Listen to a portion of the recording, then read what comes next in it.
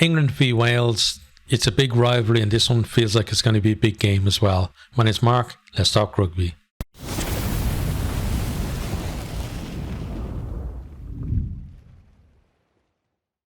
One of the great things about the Six Nations is that no matter how well or badly your team is doing, there are always games that you're looking forward to. And, as an England fan and as a Welsh fan, you're probably looking forward to this one just because that traditional rivalry between these two teams. Getting those bragging rights as well is just, a golden thing to have. And especially in a year where, the teams aren't going to meet each other again for a whole more year. So you get a whole year of bragging rights. Doesn't matter how the other team do in the championship as long as it doesn't win it.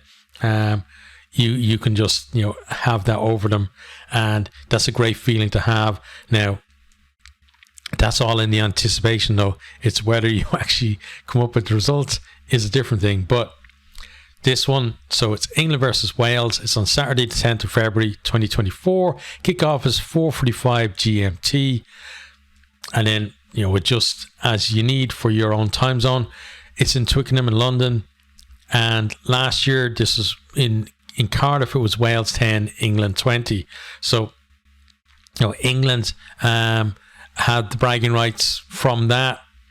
And now Wales, they got to try and get it back. But going to Twickenham and winning is fairly difficult. Even when England aren't great, it's still a tough place to go and get a win. Wales, though, they've done it plenty of times in the past. And, it's one of these ones where if they do win, it's going to be, talked about for years and years, and maybe the start of something special with this young Welsh team.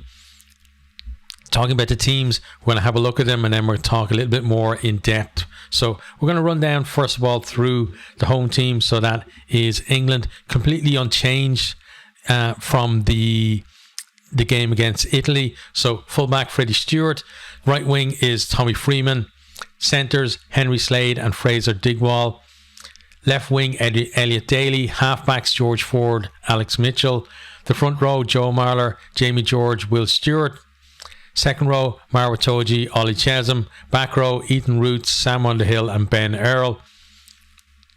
On the bench then you got Theo Dan, Ellis Genge, Dan Cole, Alex Coles, Chandler Cunningham South, who the other day I couldn't remember his name. I knew there's something South in it. Danny Kerr, Finn Smith, and Emmanuel Faye Waboso. So, keeping, you don't see it very often actually, a coach keeping exactly the same 23. Normally you'll have one or two players coming in or out, especially after a game against Italy, where Italy traditionally at least are the team where you might see some rotation there, and then you'll see other players coming back in, especially if players didn't quite make the start of the tournament. But England unchanged, and I think it's respect to Italy as well, the fact that you can't make that many changes against Italy anymore because they're going to pull your pants down and spank you. But onto then the Welsh team. So obviously it has to be the other way around, because no two teams can have their players named in the same order. So we start with the front row. This time it's Gareth Thomas, Elliot Dee and Kieran Azarati. So the basic replacement front row is in there to start, or the replacement front row from the game against Scotland. You got Daffy Jenkins and Adam Beard. I'm pretty sure both of them started against Scotland. The back row then you got Alex Mann, Tommy Reffel, who I thought had a pretty good game last time, and Aaron Wainwright. Halfbacks also changed. Tomas Williams and Yoan Lloyd really gave them impetus in that second half. Rio Dyer on the left wing. You got Nick Tompkins, George North, who was one that was unavailable due to injury for the first game. You got Josh Adams and Cameron Winnett. On the bench then, I'm going to have to zoom in because my eyesight is not good enough to read that small writing. Okay, Ryan Elias, Corey Domachowski, Archie Griffin, Will Rowlands, Tane Basham, Kieran Hardy, Kai Evans and Mason Grady. Okay, so let's have a closer look at the England team. So, as I said, completely unchanged from the game against Italy, which is good, I think, because England, we've seen them chop and change a lot, especially, in key areas. I felt like, that 9-10 combination hasn't been settled for a long time. The back row hasn't been settled for a long time either. And their front row as well, kind of the same thing. You could almost swap, that reserve front row in, and, they would be starters as well. So there's a lot of players who are very close in terms of, their ability and what they're giving to the squad, which can be good in terms of you're not going to have a drop when you go to your bench too much, but can be bad in terms of you're not having standouts. So that's what Portugal is looking for now. He's looking for players to put their hands up and really stand out. And a lot of these guys, like 5 debutants against Italy, they're all getting another shot today in the same positions and probably the same amount of time as well, or roughly so. So now it's about, can you back up, if you had a decent performance against Italy, can you back that up and even maybe go one better? So let's talk about the team. So we've got Freddie Stewart there, fullback. All this talk about Marcus Stewart, he's injured obviously, so there's not much talk at the moment, but talk about Marcus Stewart as fullback for England, etc. Like, why? Like, Freddie Stewart has been England's best back, especially like in the back three for a long time now, and it doesn't make sense to me to then to try and shoehorn Marcus Smith into the team and drop the guy who's been most consistent. Does he have issues? Yes, but like, look at any of the really good players in the world. There's still issues around the game, and that's almost a positive, because it's something that you can work on and get better. Like, one thing he can't do though is his pace on covering, but he can adapt to that in terms of just better reading in terms of where to be, to get in there for covering tackles and stuff like that. Not give himself as much ground to cover, that kind of thing. But the guy is a solid, decent test level 15. He does a lot of things really good, and when he's on form, when he's on song, like, he's going to cause problems for Wales, and he's going to defuse a few bombs as well for England, especially if Wales go to a kicking game. On to then the right wing, so we got Tommy Freeman. He was decent against Italy. Maybe this time we saw him having impact, when he came off, coming off his wing, and that's what I like to see a lot of wingers do, especially at test level. Come off your wing and get involved in the play, because you're giving more options to to the distributors in your team, and also you're getting just more touches of the ball. You're not out there just waiting, hoping the ball actually gets out to your wing, and then when you get out there, then you just get completely smashed into touch or something, or you knock the ball on, and then it's like you're waiting then 20 minutes for your next touch, and the same thing happens to you again. So coming in off the wing, I like to see wingers do that, especially at this level. So maybe he's going to do that a little bit more, because he does have a threat, like a running threat, and he has, he seems to have decent awareness as well in terms of bringing the players who are running support lines into the game as well. Into the centres then you got Henry Slade, and Fraser Digwall. So Slade is a guy that I like. But the thing, again, I talked about with this England midfield is you've got to find a pairing, and then that's your pairing. And then if somebody gets injured, you swap somebody in. But you can't do this whole thing of, well, we think Slade is a 13, so we'll try a bunch of 12s of them, and then you find a 12 that's really good, but now you're not too sure about Slade, so then you try a bunch of 13s with that 12, and then one of them gets injured, and then you're on a completely different combination from there. And that feels like what England been doing. Like, it feels like they were kind of, what they wanted really was to have Tulagi at 13, and then maybe Owen Farrell at 12, because maybe you want to play George Ford at 10.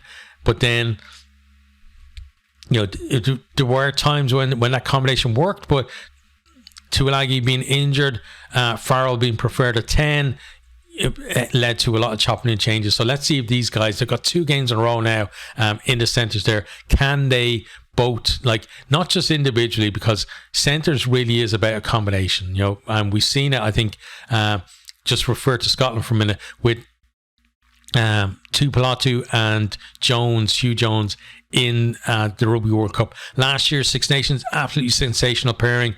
Rugby World Cup, both kind of decent, but as a pairing, not really clicking. And that's what we've got to see from these 2 guys, is not just their individual abilities themselves to make breaks or to bring people into play, but how they combine as well as a pairing there. So that's something I'm going to be looking out for.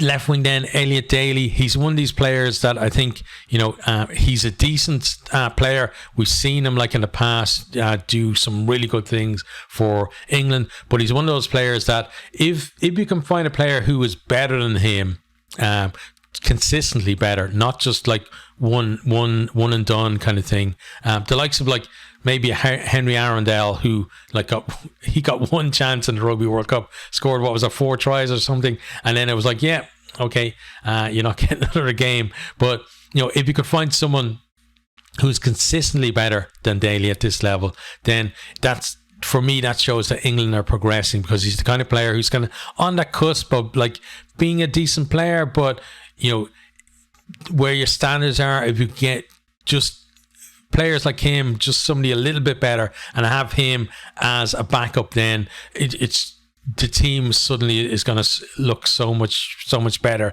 as a unit, because you're just making little increments of improvement.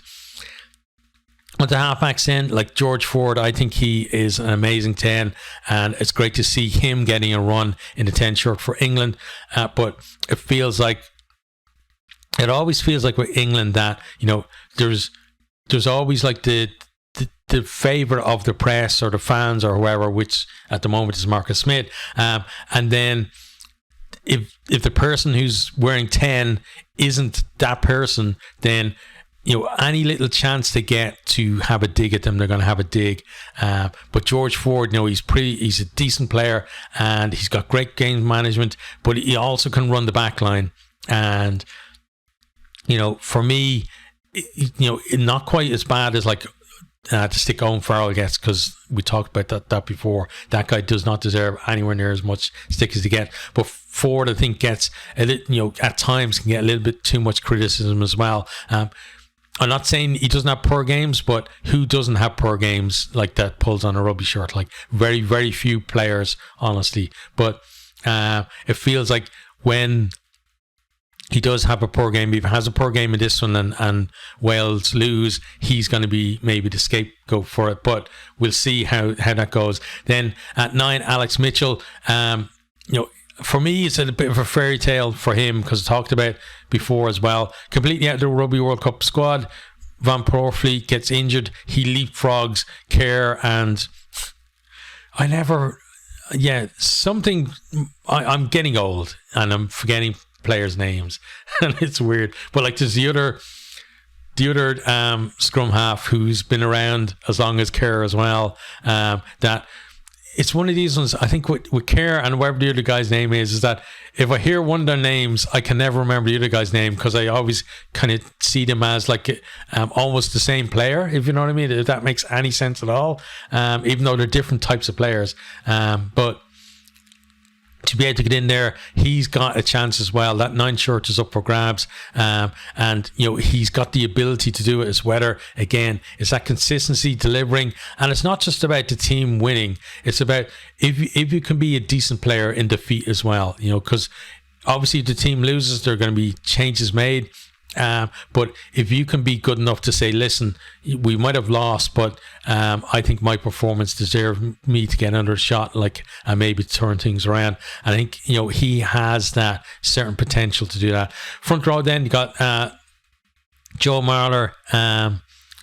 They're like loose head, so I think like a lot of loose heads, really, that a lot of it can hinge on how the scrum is going. If the scrum is going well, and if the Welsh had retained the front row from last week, maybe it would have gone well against that front row. But with the ones that come off the bench, that's going to be maybe slightly different. But again, it's all about those couple of first couple of scrums. Get your hit right, and try and win that first penalty, because as soon as you do that, then you're in the head of the opposition front row. And Joe Marler is so good at getting into the heads of his opposition.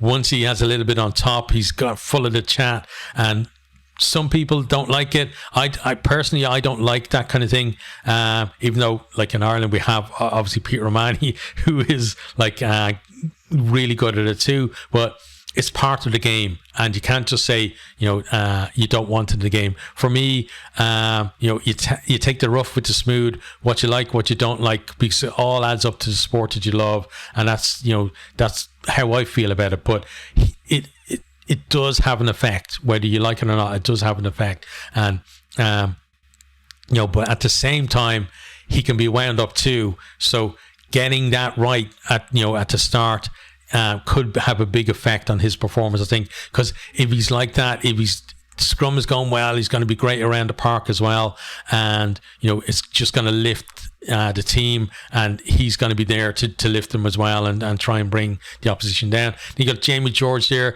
I think for him, I think the line out is going to be important in this one, like hitting his men, making sure that he that he's given decent ball really to making it as easy as he can for Toji and Chesham. They're against a Welsh line-out that they struggled in the first half against Scotland, where they had a few chances, and it could be an area that we see them attacking, but you have to be solid in your own ball as well, and it's, we talked about before as well, it's not all about the hooker, but the hooker definitely has a big influence on it. And so George, I feel he's got to be consistent on that. No overthrows, no skew throws, as much as he can. Then we've got Will Stewart there, another guy who the scrum, I think, needs to go well, and then again he gives you something decent around the park. So it's a fairly decent front row in terms of that kind of hybrid between being able to do the job in the scrum and a set piece, and giving you impact around the park as well. Second row then, Mara Toji and Ollie Chesham. I like to look at these guys. I think they are the pairing in the second row for England, but again, it only takes one loss, and then somebody who was a superstar now should be out of the squad and never play for England again, and etc. blah blah blah. But I think they're both decent, because you got Toji, he's got the threat on the opposition line out. Both of them are decent on their own line out as well.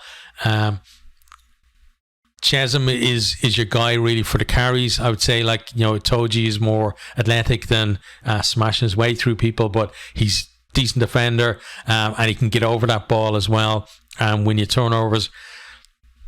And then there was stupid celebration, but what can you do with that? Then back row, Eden Roots was really good last time out. Probably, he was England's best player, and he's another guy who's got to back up, because you can't just have one decent game. You've got to hit those heights every time, and I'd say for an England player to establish themselves, you've probably got to do the 6 8. You probably got to do basically the entire year and not have a stinker of a game.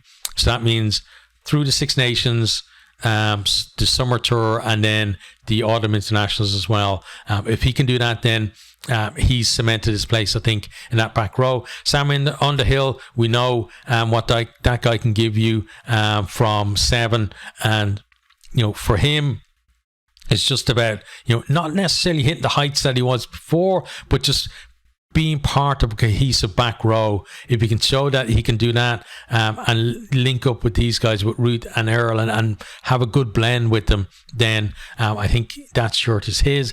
Ben Earl had a very good Rugby World Cup. and now we just got to kick on through this as well. Onto the bench then, we got Theo Dan, Ellis Genge and Dan Cole. They're covering the front row. As I said, you could swap them in for the guys that are starting, and you make very decent arguments for these guys to be the starting front row as well. They're another set though that confidence can be an issue, like for the likes of Genge, but if he's on it, then it's really going to push his team on as well. He's one of those players that, like, it's fine margins again. If he's feeling good and things are going his way, he looks $1 million. If things slightly not going his way, you can get a little bit of petulance in there, and it can go completely the other way. But still a decent set of replacements for the front row. Then you got Alex Coles, gives you a decent cover there for the second row. And I think now that I feel like Itoje and Chesum are kind of the combination, as it were, giving him decent minutes, like 15 to 20 minutes towards the end, would be good, especially in what might be a tight game. You want to build more into your squad, but not necessarily looking for to have him in the first or starting, but more like that he's a guy that can deliver off the bench. Then Chandler Cunningham South, he showed against Italy that he was a guy that could have impact off the bench, so he's got to back that up this time. Danny Kerr, we know what he's about. He brings you on that experience, and he can, when you need it as well, he can lift the tempo later on in the game, and maybe catch a few tired Welshmen napping. Finn Smith and Emmanuel Fei-Wabosi, both kind of in that category of they want to get decent minutes in this one, and they want to show what they can do, because it's one of these ones where if whatever happens with the score, if England win or lose, or with the results, sorry, not the score, if England win or lose, if they don't get enough minutes, even if God forbid that they're unused replacements, they could just disappear out of the squad because somebody else is going to get a chance, and then it's really not what you want. When you're in a 22, 23 shirts, you want to get as much, as many minutes as you can. I think, if they get at least 10 minutes each, that would be good.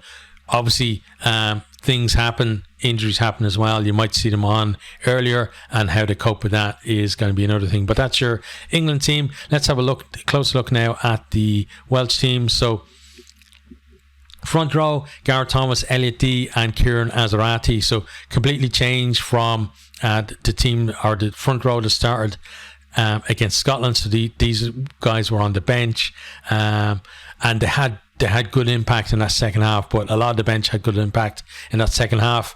And whether that was because just the momentum was with Wales and these guys just added to it, or whether they were kind of the catalyst for the comeback. You can argue either way, but I think these guys did really well off the bench. Gareth Thomas in there, decent scrummager, and what you're going to get with him.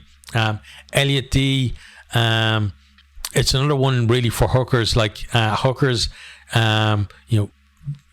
it's getting more and more important, I think, for hookers, that the throwing into the line out is accurate, because a lot of now in the game, like a lot of attack is based off, like, you win your penalty, you go up the line, you hit your man in the line out, and then either like you're going to go off the top, or you're going to set up a dummy dummy maul, and then it's going to go at the back, or you're going to maul it and you're going to take on the opposition, or some variation, or maybe even go over the top to somebody running onto the ball. But wherever it is, the hooker has got to be accurate.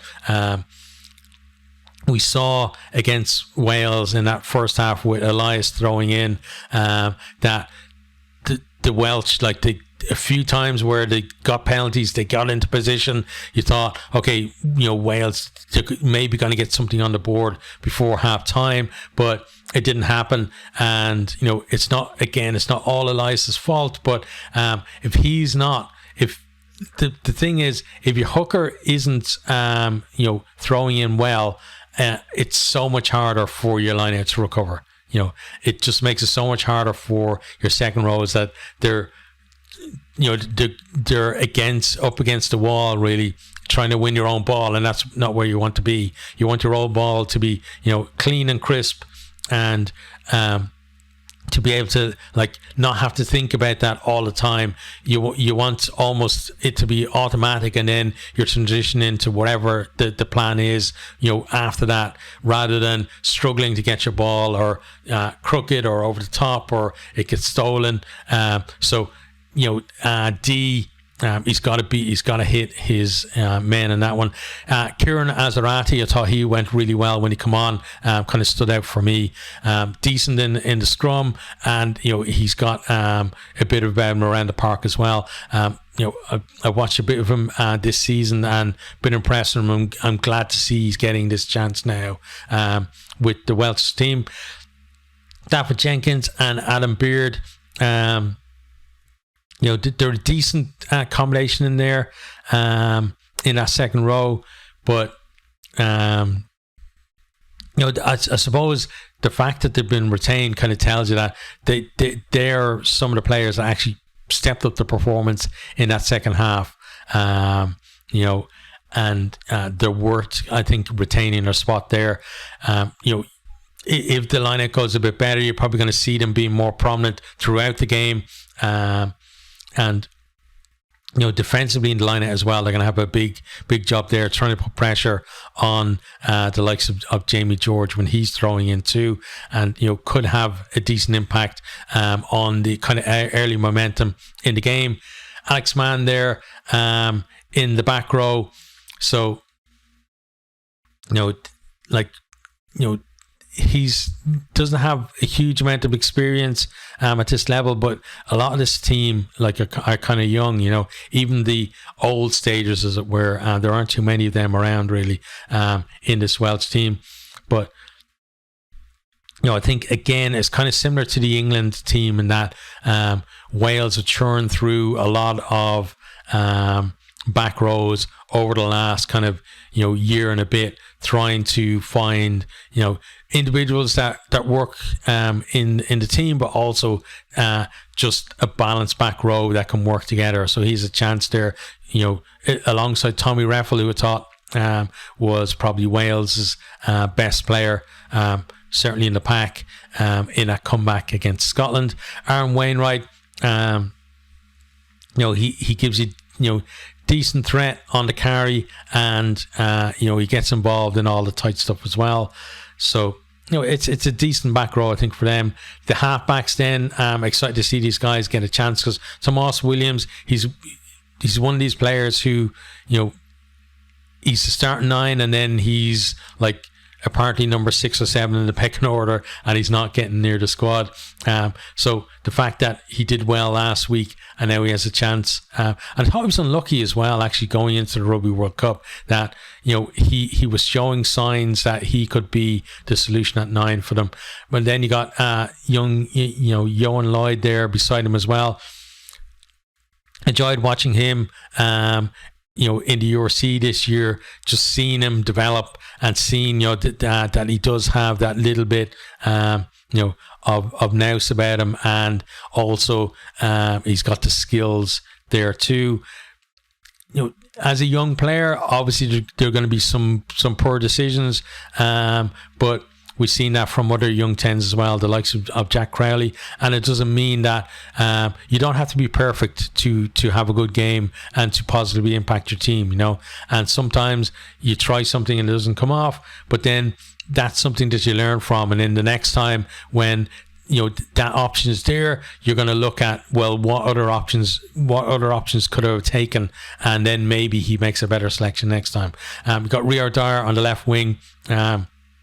really threatening and electric against Scotland when he got ball in space.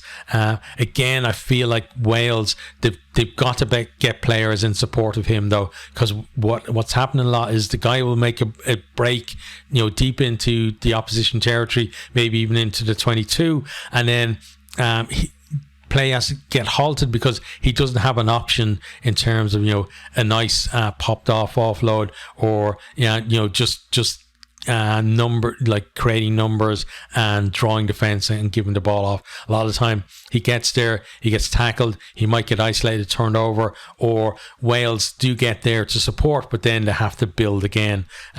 So let's see what happens. That centre pairing then got Nick Tompkins, who's a decent player. He's no longer kind of like a new kid on the block, as it were, in this year's Six Nations. And like when you look at a lot of players who come in now with less caps than him as well. He's not quite like a senior member of the squad, but he's getting to the point where he's somewhere in the middle of the pack for that. He's a decent player there, but again, they don't really have a settled midfield. Part of it is because North is kind of in and out with injuries, and that kind of happens when you get to his age, and you've been in the game for so long as well. Like, he started at such a young age that he's almost the equivalent of like the way Johnny Sexton was as well for Ireland, being around for so long, taking all those knocks, and doesn't recover as well as before, and it means that maybe you're going to change your centre pairing. But good to see these two guys together. Let's hope they actually go well together as well. Josh Adams on the right wing, very, very lucky boy to still have a place in the team as far as I'm concerned. That stupid penalty, just flinging the ball into the stands to stop a quick throw in. You could have some people arguing, well, if you didn't do that and Wales didn't concede the 3 points, and maybe Wales would have won the game. But I don't believe in that kind of stuff, because then what you're saying is that if he didn't do exactly what he did, then the rest of the game, other than Scotland getting the penalty, would play exactly the same in terms of the rest of the scores in the game, even though rather than Wales next bit of possession or bit of action, rather than it being them restarting after Finn Russell lands the penalty, instead they're potentially defending that quick throw that he was so worried about from Scotland, or they're defending Scotland attacking off the top of the line out. So I don't know how you then get to the rest of the game playing exactly the same, but very lucky boy either way to be in the team. And he's got to be, like, he's not on the northeast step, but he is for a lot of people. But another stupid thing like that, and I think even Gatlin will lose patience with him. Then you got Cameron Winnett there at fullback. A decent chance for him. It feels like at the moment, with no Liam Williams there, and then before that you had Lee Halfpenny, etc. That you don't really have at the moment an established player who's like 15 is my shirt. It kind of feels like the way Ireland were when Rob Kearney was leaving the scene, and we tried tons of people like Lowry, etc. back there, and then suddenly out of nowhere, or felt like out of nowhere, Hugo Keenan comes along and goes, hey, all those guys that you've been talking about for 15, forget them, I'm the guy. And maybe Cameron Winnett is going to be the guy, who knows, we'll have to see. But onto the bench then, Ryan Elias, struggling line out last week. When he comes on, that's going to be in his head, the first throw in he gets. Corey Domachowski as well. I thought he was okay while he was on the pitch against Scotland, but still you'd like to see him step up a little bit more. when he does come on. Archie Griffin then, young guy, inexperienced, got a chance to come on and have an impact. And this is the kind of game where if Wales go on to win it, it could be the start of an amazing Test career for him. You got Will Rowlands there covering the second row. Tane Basham, another guy who would be pushing potentially to start in that back row, but then it's all about again, not just having impact off the bench, but being able to then back it up if he does get a chance to start. Kieran Hardy there, covering 9. How many minutes he's going to get, I think it'll all be about how well obviously that halfback pairing are going in the first place, and what the score is kind of when it's like 30 minutes to go. If it's if Wales need something, maybe he's going to be thrown on, and the same with Kai Evans as well. Then you got Mason Grady there, who's probably going to be on the bench. Well, he is on the bench, but I mean, sitting on that bench, probably he's the guy that waiting for an injury, or when you get to the point where there's only 10 minutes or so left, then you can put him on. Or if you need if you feel like you need to replace a few players to get some impetus, so when he comes on, for me, there's so many different factors for that, especially for the guy wearing 23, because he's your kind of safety net, right, for your back line, where you don't want to end up having to put one of your flankers out on the wing or something like that. So not sure how many minutes he's going to get, but those are the two teams. So how do I think the game is going to go itself?